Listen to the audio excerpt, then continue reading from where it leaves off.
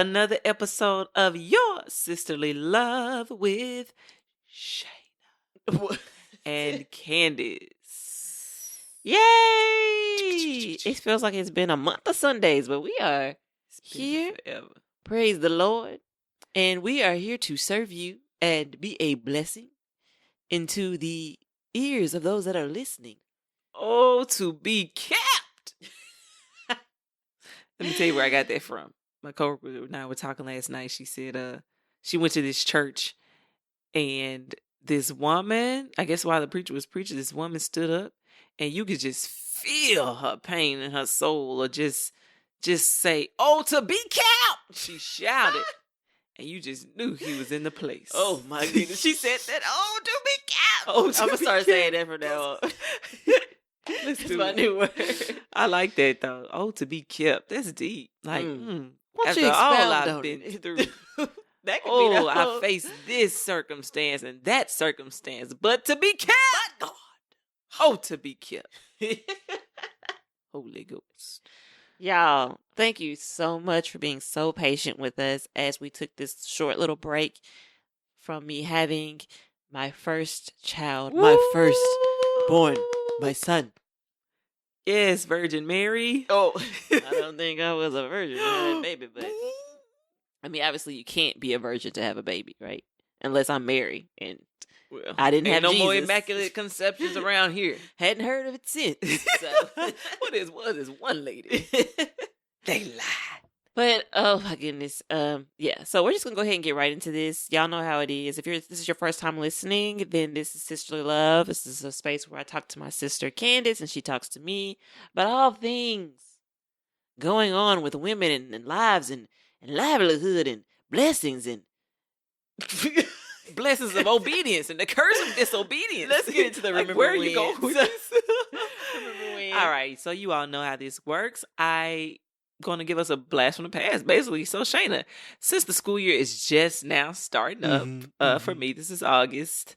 I guess we're about 3 weeks in. But anyway, do you remember when we would be preparing for the upcoming school year and how our mom would have us doing work all throughout the summer to keep our brains fresh? Oh my gosh, I was like, why would you do that? And then we always had summer reading to go along with that. So we had these thick books. Each of us had our own thick book. It was per our own grade level. Encyclopedia. Yeah, it was big, y'all. And like, according to the grade level we were going to, and we would have to complete a number of pages per day, and our mom would come and check it. Which, how did she have time?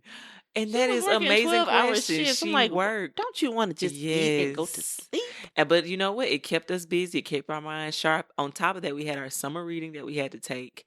And just that whole, especially those first couple weeks, as well, the couple weeks right before school is getting ready to start, how we would be, scrambling to school supply shopping and clothes shopping. And I can remember recently before school started, I went to Walmart and it was like parent central. Like parents were all over the school shopping supply aisles. And I was passing through and I just thought to myself for a moment, I literally smiled and I was like, it's a beautiful thing to see all these parents with their children. They're getting the supplies that they need. And it just made me feel really special on the inside for some reason. And you know what? I want to say something. Kudos to the parents that actually take the time to buy school supplies. Amen. Y'all the real ones. Because I have heard and met some parents that just have no desire to give their child a pencil. Some of them can't. Sheet of paper. I understand some people can't, but don't they have back to school drives at places? Don't churches have events? Let me tell you, I know this to be true, that there have been some churches that have done back to school drives. They will literally have the papers and pencils and pens, and families will not show up to get the free stuff. Yes. I remember somebody told me about this. Like, they had a drive, it was like a low turnout. And it was for a certain community or a neighborhood for children, was underprivileged. And some families just did not turn up because they were too embarrassed to come, because they would show that they did not have the finances to actually buy. And let me tell you, pride always comes before fall, y'all. Pride comes before fall. But some of them were too embarrassed to come get the free items, or they just didn't do it. You know what? And I have to say, that's why I'm thankful for our family, because we always have our family reunion like right maybe a week or so before school starts. And at the end of the family reunion, the banquet that we have on the Friday night, or yeah, Friday night's banquet, they always, our aunt, we have a great aunt who always comes through with school supplies. She gives composition notebook, pencils, paper, all that kind of thing. So I'm thankful for that. Yeah, but getting back to the remember when about how how our mom would get the books. I did remember that, and I remember I used to sometimes. I mean, did she really like stay on us about that though? Yes, she would go read it, like grade our stuff, like this is spelled incorrectly, or that is just so go much. back and do this. Oh, you just rushed. This is what happens when you have parents that demand excellence. It's just too much. Oh my gosh. When excellence is the standard. I'm just playing, y'all. This shaped me and framed me into the person that I am today. Shout out to you, Mom. You a real one. Real MVP. So let's move on to the subject matter of the day. Yeah. And this is really poignant for me because... Oh, did y'all catch that vocabulary? Again, my mother trained me well. Poignant. AP English. All right. We all know that, especially if you've ever had a child or you're pregnant now, that you always have a plan. Like most people have a birth plan. They have an idea of what they want to do or how they want it to go. And they also, you also have people too that have plans for their lives. Like they have a plan, like this is my 5-year situation. I'm going to do this, and that. The problem comes up sometimes is when we make these plans and they don't go as planned for us. Speak on it. And the reason why I bring this up is because of the struggles I had with breastfeeding. And we'll see. I'm going to make the video, but I don't know if it'll be out by then. We'll see. If not, I'll cut this out. Well, I just thought about that because with one of my situations after I had the baby, there was a plan I had, particularly with breastfeeding. And it didn't go the exact manner that I thought. Like, I just thought it was going to be not smooth sailing because I know that there's a work to it, but it was way more than what I thought it would be. And there were also some struggles that I had to work through. Sometimes when the plan doesn't go as planned for us, we put a lot of pressure on ourselves and we beat ourselves up because we feel like we missed something. And I just wanted to talk about how to stay encouraged or, pushing through when the plan has to be revised. Sometimes for me in this particular situation, it was really hard for me to want to accept the idea that I had to revise the plan that I had because like I mentioned in the video that my idea was to, everybody says just work through the first 3 weeks. If you can get through the first 3 weeks, then you're smooth sailing. Well, like my day one was so hard because it was just the baby wouldn't latch like it needed to. Eventually I started dealing with low milk supply and so many more things started happening to the point where it was very frustrating. And I remember that one of the lactation nurses came in and she said, what are you going to do if the plan doesn't go as planned? Like, are you willing to accept a revision to the plan that you had in your mind? Because she could tell that I was very set on strictly breastfeeding. I mean, we even joked about it before we went away for a little while on the show. We talked about breast is best and Similac and they be lacking. Your baby will be lacking. And that just kept playing in my head and I refused. I was in denial in the beginning because this is the plan that I have and I don't care what anybody says. This is happening. You may not believe it's happening, but it's happening for me. And with that mentality, I put more and more pressure on myself for the thing to happen, but it wasn't going the way it needed to. So it started to spiral me into almost like a depression because I was so caught up in the idea that I refused to let go and flow.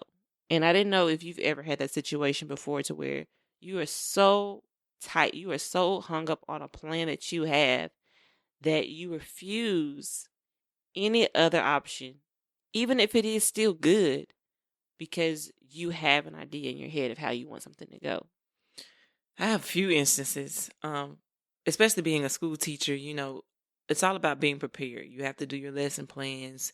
You have to be very structured, organize your day according to the time frame that you have for each class. And I can remember having a lesson that I thought was going to be great. It was going to take up this amount of time. It was going to flow smoothly into the next thing. And then I got to the execution of the plan, and it just didn't come out as I had thought in my head because of different factors, whether it be, I don't know, maybe having to spend more time on a certain skill, thinking that they would grasp this or already had retained this information.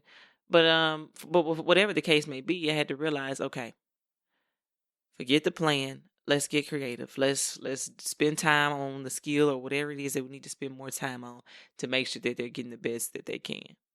But an even deeper example would be, so I'm big on writing the vision, making it plain. Like we've talked about this before. And I can remember in high school being taught, write the vision you want for your life. What school do you want to go to? Write it down. Or, and for me, I was an athlete. So where do you want to play basketball? Who do you want to play for? Blase. And I remember writing this down. I said I wanted to be a Division I SEC college basketball player. And I had my mindset on this. I was working hard. I had written it down. I had been praying over it, watering it with the word of God. And then here comes the end of my senior year and nothing. Like, I talked to a few coaches, but, no formal scholarship offers or whatever the case may be.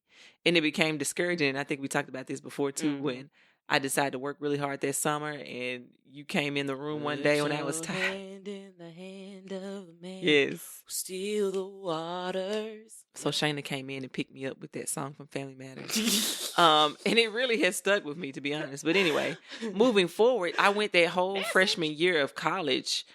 I did end up at a Division I SEC school representing my home state, Mississippi State. Whoop, whoop. But the route that I went to get the end goal was different. It wasn't what I had planned. It was not the way that I had played out in my head, but something that the Holy Spirit has given me. Now, looking back, hindsight 2020 is you may not have gone the route that you had thought you should have, but the end goal was the same. I still ended up being on full scholarship come my sophomore year. I was blessed with full scholarship all the way through. I even had my grad school paid for because of God's faithfulness. So I couldn't get stuck on, man, I wasn't highly recruited by this program. Man, I didn't average 20 points a game. But again, there was a bigger picture there, but I could still give God the glory because the vision came to pass. Though it tarry, wait for it, and it will surely come. And that's what it did. Girl, you must be giving the message today because you just blessed me. No, but that's what did you say about the guy, like, before? What did you just say? Not though it tarry, the thing before when you were saying. Although it didn't go as I had it planned, but the end goal or end result was still the same. I ended up being a full scholarship Division I SEC women's basketball player. And that was my vision. And the Lord, He was faithful with that. Yeah. And that just really testified to me because I'll be honest that I did go through a form of depression like during the first month of my baby being born, my son being born, because I know but amongst all the emotional and hormonal things going on in my body from having a baby, in the new life that I just brought in and getting adjusted, because I'm a person that was so active, and then I had to basically become dormant, and just my every move was dictated by someone that couldn't even say a word. Like, I'm now tied to this thing.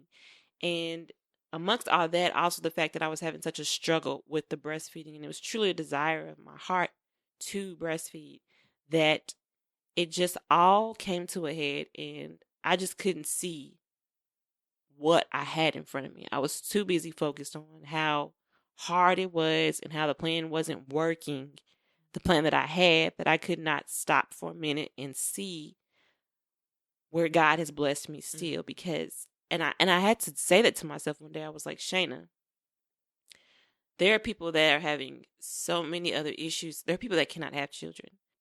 But you have a healthy baby. He's getting fed. I do have to supplement with formula right now. He's being fed. There are no issues. God has blessed you. Mm-hmm. And if we stay hung up on one thing for so long, that we can let that steal our joy. Mm-hmm. And we can let that steal the vision, because at the end of the day too, I started having to pump. And even though he wasn't directly on my breast, he was still getting breastfed. Yeah. And that wasn't the plan that I had, but it was still the goal. The goal was still happening. And I just wanted to talk about just, it's okay to relieve some of the pressure that we put on ourselves, because at the end of the day, you want to have a healthy mind. You want to have a happy self. And so if you know that there's some things that you have an idea of, a plan that you have, and it's not exactly happening, even people that are like, oh, by this time I should have been married, or by this time I should have graduated, like you're a super, super senior, or I know a few, or by this time, like you should be in the job or the role or doing the career that you wanted, and it's not happening. I can speak to that too. Don't get hung up on the plan that you have. I don't know where I got this from, but it says, but when we make plans, God laughs. And I think it's true in ways, because you can have this thing all set up, but experience is the best teacher. And sometimes we have to go through things to become stronger. And I know that there's a testimony in my struggle that I had with my son. I'm way better than what I was a couple weeks ago. Praise the Lord. But the fact of the matter is, he's getting breast milk. Do I still have to use formula a little bit? Yes. Will it kill a baby? No. Will he be dumb? No. Absolutely not. And I just had to get to that to say, Shayna, let go, let God. Go ahead. Amen. I just wanted to make sure I was clear. I know people may have not heard a previous episode where we talked about breastfeeding and breastfeeding. Girl, we know you were joking. Y'all, I was joking. There is nothing wrong with Similac-fed children. Nothing. And there's nothing wrong with breastfeeding. It's a joke. If y'all thought she was very serious, y'all need to really just take a moment and pray and ask God to give you a funny bone and relax your spirit and relax your mind, because it ain't that deep. But girl, calm your nerves. But yeah, I just wanted to talk about that, and this is really therapeutic to me, is to say, take the pressure off. And that's one thing I'm learning, especially in this new season of my life. Take the pressure off of yourself. That reminds me of that song. Take the limits off. Take the limits off. Release me. Release me. I can't remember the rest of the words, but it goes on to, it's just like saying, take the limits off of, or in your case, take the limit, or anybody. If you're going through something where you had a plan and this is how it was supposed to be laid out and executed, but it didn't go as planned, but take the limits off of God, because God can still give you whatever it is that you're asking for, or whatever it is that he wants you to have in his own way, in his perfect will. So take the limits off of our God. He can do anything. And be willing to be flexible. Blessed are the flexible, because they will not break. Wait a minute. What scripture is that? It's a Revelation. Paul Corinthians. I'm going to ask the Father about that one. 21st chapter. So I just want to encourage everyone, and especially those that have gone through situations especially with a baby, I definitely understand so many things that I thought beforehand. I just say, you know what? This ain't real. I just got to be quiet, because don't speak on things you have nothing about, you have no experience about. I'm learning that. Yes. Don't say anything unless you've been through it. But you know what? I've read before where women will have like postpartum depression or post-baby depression. I just, it took me a minute I didn't really grasp it. I'm like, you just had a whole life come out of you. Like, yes. Well, isn't that a blessing? Like, joy moment. Like, this is your seed. Listen, all these people that say having a baby is so fulfilling, I'm still waiting. I am still waiting on what you guys are talking about. So where's the fun part? Love my son. I absolutely love him. Like, just having him in my arms, I love it. And I can say that now again, because I have gone through that dark tunnel. Like, y'all, I remember one day I looked at my husband and I said, do you think I have the baby blues? And he said, yes. You know, just straight up. Yes. He's very honest. I think sometimes we are not forthcoming about that because, especially in the Black community, we think, oh, this is so tongue-in-cheek to say I may have been depressed or I may be going through something, or like, oh, girl, just push through. It's normal.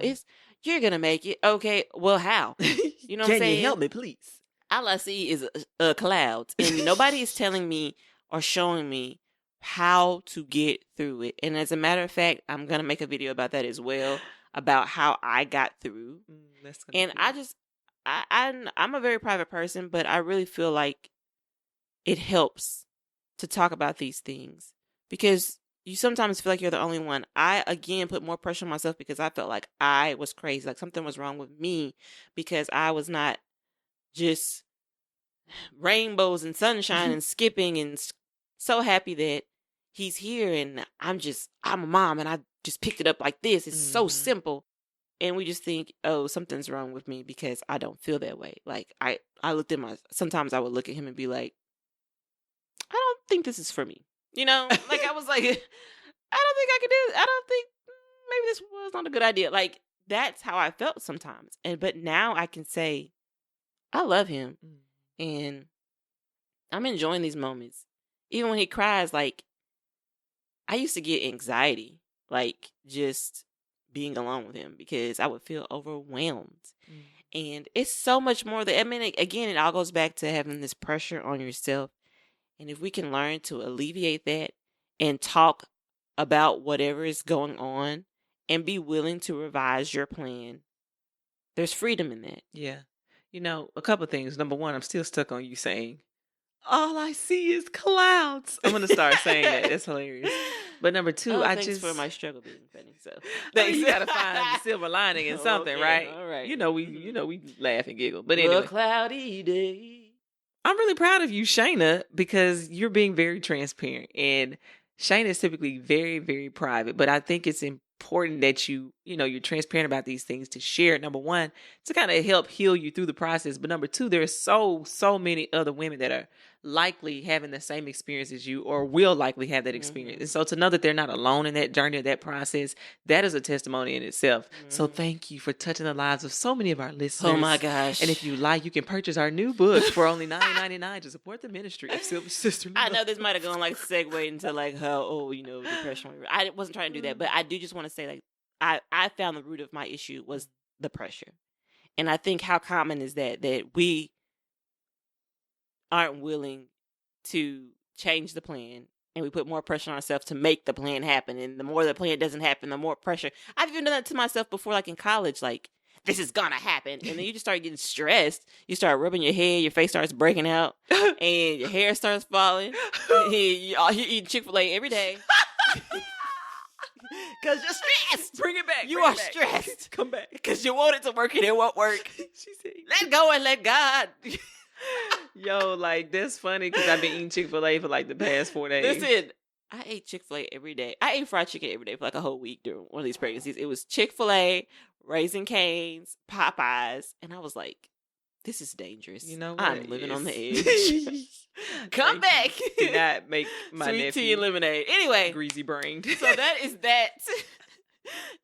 I want to say too, if you know someone that is going through some things with breastfeeding or pregnancy, I am not an expert, but I can say that I have been through the fire.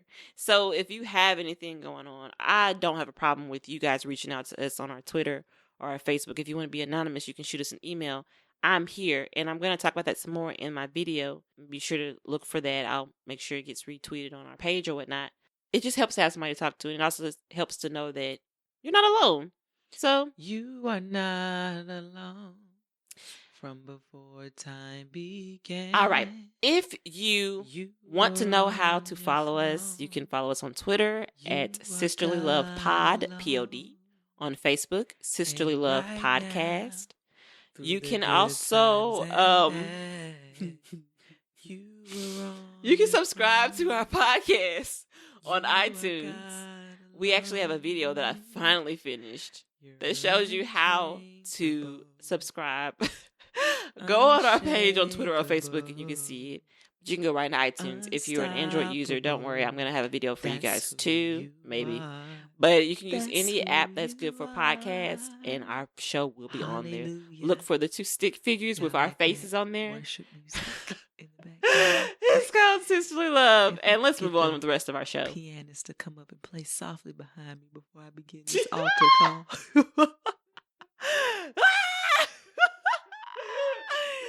Woo, thank y'all for tuning in. Y'all are awesomesauce.com.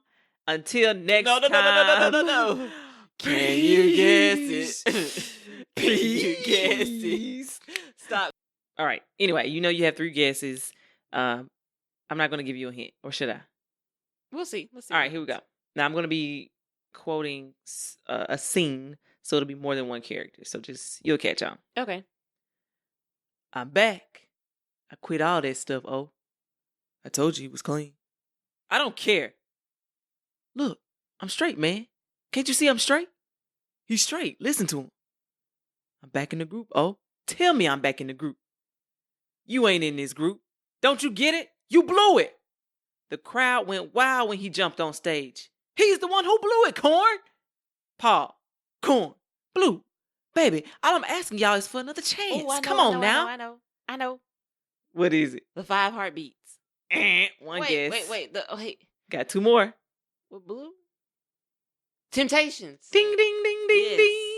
I thought about that part. He was like, when he went to the kitchen and then he was in that wheelchair and he said, "Oh, Blue." That's how I do it. Stop. That's terrible. Which, by the way, what happened? Did he just die? No, this was the scene where, David I know what that scene is, but what happened when he was in Anyway. You talking about Blue after his knees went out and stuff? I mean, he went to the kitchen and then he was like, "Oh, Blue." He died, girl. Did he kill himself? No, I think he was just like depressed or something. Dang. I don't know. Temptations forever. Dun, dun, dun, dun. Yeah, I actually got it. Like, without having to mess up a couple of times. I'm pretty proud of myself, y'all. Yeah, you know what? This is the first time in a long time you got the right answer. Black movie quotes. I am here to slay. I think I might have some hope. As long as you don't go back to New Jack City or anything. I don't think I started to do one of those. I haven't seen that movie. We need to have a black movie night. Like, okay, that's fine. All the classics. But I don't want to watch no depressing stuff. I don't need to see Ricky get shot. Well, honey, you don't need to watch a black movie. It's real stuff. Let's make that money. Don't let it make you. I don't want to say you got the juice now. Let's see Do the Right Thing. I haven't seen that yet. Or Crooklyn. I haven't seen that. Oh, that sounds depressing. Anyway, y'all. Jason's Lyric. That was a good movie. Thank you guys for tuning in. Until next time. Peace.